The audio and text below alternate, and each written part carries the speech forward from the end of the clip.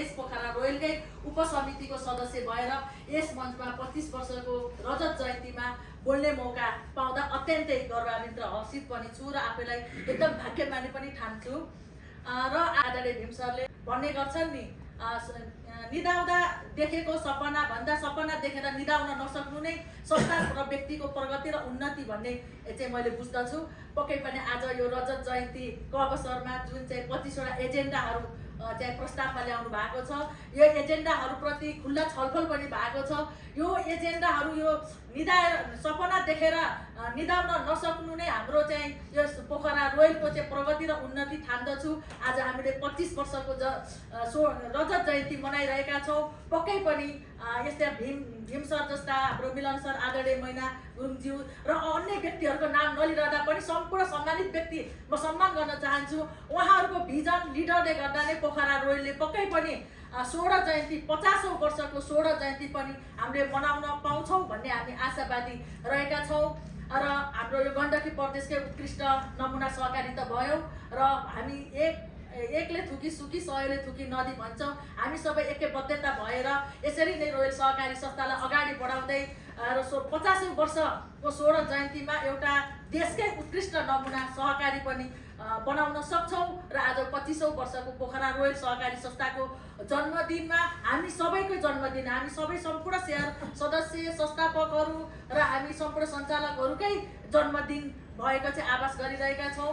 त्यसैले आज यस चाहिँ कार्यक्रममा एउटा उपसमितिको व्यवसाय प्रबन्धनको हैसियतले, सदस्यको हैसियतले बोल्ने मौका जुन दिनुभयो, प्लेटफर्म दिनुभयो, हजुरहरूप्रति हार्दिक आभार प्रकट गर्दै भविष्यमा मैले सकेको, मैले जानेको चाहिँ पोखरा रोयलप्रति म चाहिँ अगाडि बढेर काम गर्नेछु भन्दै पनि प्रतिबद्धता जाहेर दिँदै मेरो आफ्ना भनाइहरू यहीँ अन्त्य गर्न चाहन्छु। हस्त धन्यवाद। जय पोखरा रोयल सहकारी।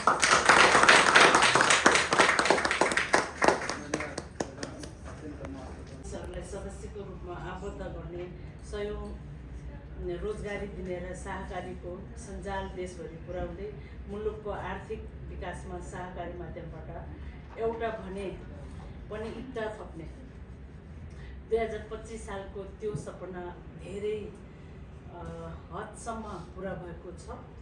तर सपना र सङ्कल्पहरू पुरा गर्ने क्रममा थुप्रै बाधा र व्यवधानहरू झेल्न बाध्य भयो। सपनाहरू पुरा गर्न सङ्घर्ष र मेहनत गर्नुपर्छ। हामीले यो यात्रामा यस्ता धेरै तिता मिठा सङ्घर्षहरू पार गरेका छौँ। काठमाडौँमा स्थापना संस्था बन्न सफल भएको छ। पुनः यहाँहरू सम्पूर्णलाई धन्यवाद दिन चाहन्छु। यो प्राविधिक 25 कार्यक्रमहरू हाम्रो प्रस्तावित प्रेजेन्टेसन गरेर उहाँले देखाउनु भयो अनि हाम्रो महेन्द्र सरले राम्रो डिजाइन गरेर देखाउनु भयो। म एप्रिसिएट गर्न चाहन्छु र सम्पूर्ण परिवारको तर्फबाट पनि यहाँहरूलाई धन्यवाद दिन चाहन्छु। यति भन्दै चलि भन्न चाहन्छु। धन्यवाद।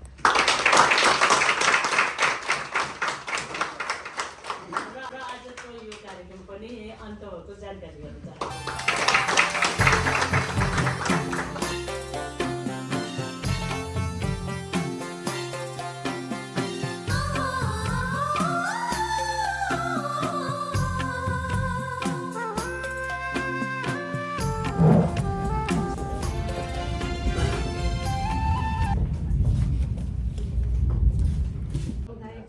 बुझेर भावना, हजारौं सदस्य र समुदायको बुझेर भावना, 24औं वर्ष पार गरी 25औं वर्षको सम्पूर्णलाई शुभकामना।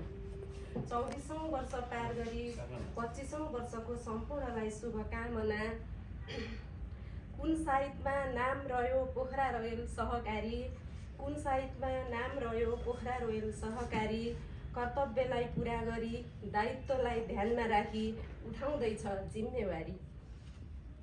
राष्ट्रिय स्तरका पुरस्कारले सजिएको संस्था हाम्रो, राष्ट्रिय स्तरका पुरस्कारले सजिएको संस्था हाम्रो।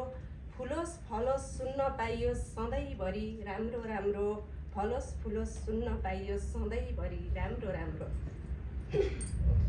सजिलो त पक्कै थिएन, सपना देख्दै सङ्घर्ष गर्दै सफलता हात पार्नलाई। सजिलो त पक्कै थिएन, सपना देख्दै सङ्घर्ष गर्दै सफलता हात पार्नलाई। भए होलान् चुनौती त आए होलान् दबाबहरू, भए होलान् चुनौती त आए होलान् दबाबहरू, सजिलो नि थिएन कि अभावहरू टार्नलाई, सजिलो नि थिएन कि अभावहरू टार्नलाई। हिमाल जस्तै अटल रहोस्, समुद्र जस्तै शान्त बनोस्, हिमाल जस्तै अटल रहोस्, समुद्र जस्तै शान्त बनोस्। आहा आहा रोयल भनोस्, पहाडदेखि तराईसम्म आहा आहा रोयल भनोस्। सधैँभरि उक्त संस्था प्रेमी सदस्यलाई मुरी मुरी धन्यवाद।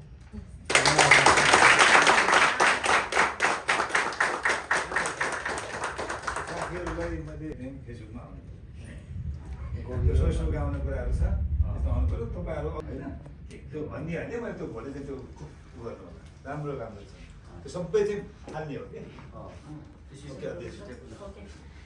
रेडी सबैजना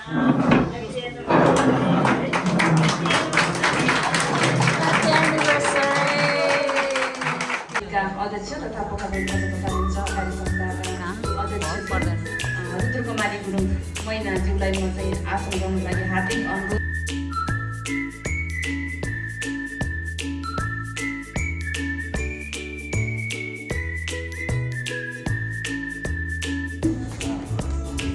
आमाले बनाएको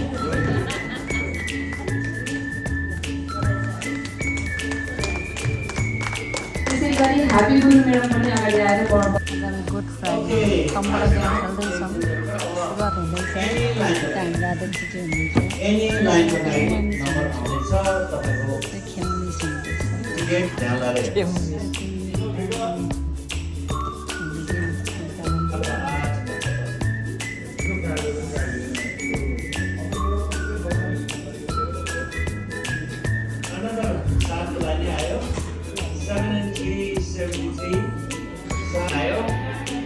Blind 70,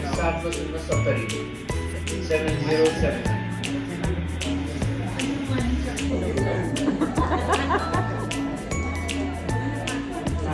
Okay, 3 को line आउँदैछ 3 and 7 37. 3 and 7 37. 37